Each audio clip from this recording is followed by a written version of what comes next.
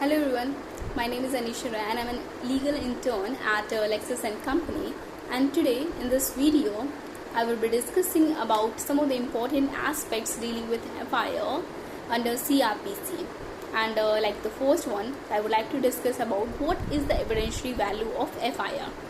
A police can make three kinds of statements. The first kind of a statement is one which can be recorded as an FIR, and the second kind of a statement is one which can be recorded by the police during the investigation,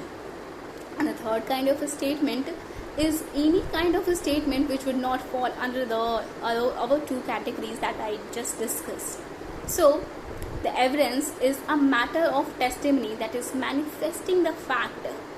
on a particular precision or circumstances. The FIR is not considered a substantive piece of evidence in the court of law because it is not given in a trial, and it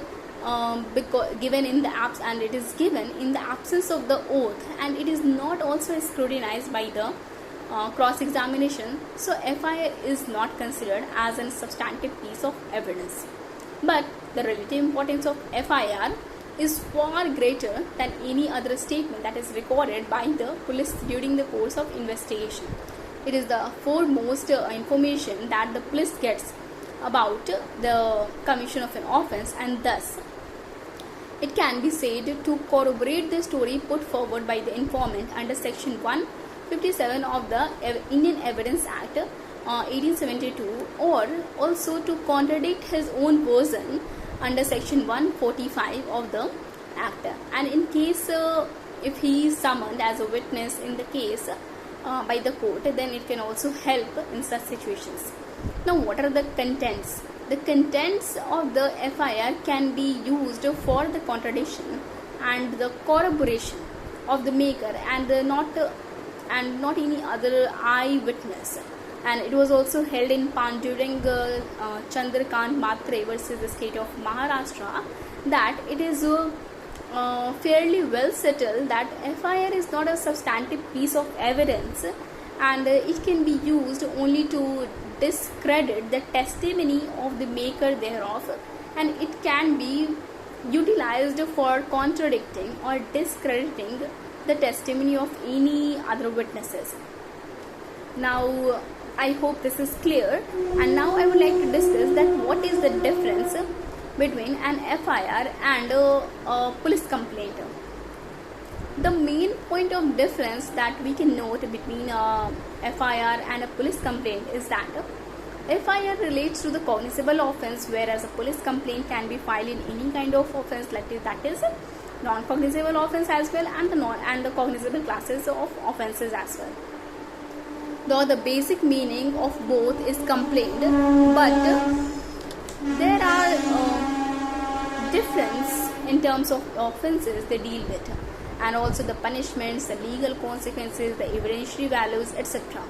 Further, a complaint is to be given to the magistrate either by way of spoken words or in writing, whereas the FIR is lodged at the police station nearby the place of commission of the offence or the crime. And in case of the FIR, the offence involved is of cognizable offences only, and thus the police has the authority to initiate the investigation in the said case without even the prior permission of the magistrate in whose jurisdiction that offence has been committed, and then to file a charge sheet. While on the other hand, we have understood that when a magistrate takes cognizance of an offence on the basis of a complaint, he orders an investigation in the matter and can also direct the police to lodge an FIR if he feels that the offence is of criminal nature or means serious criminal nature, and he is not empowered to take suo motu cognizance on the complaint only if he is satisfied that there is no grave offence requiring an immediate course of action. He can also act upon the complaint only if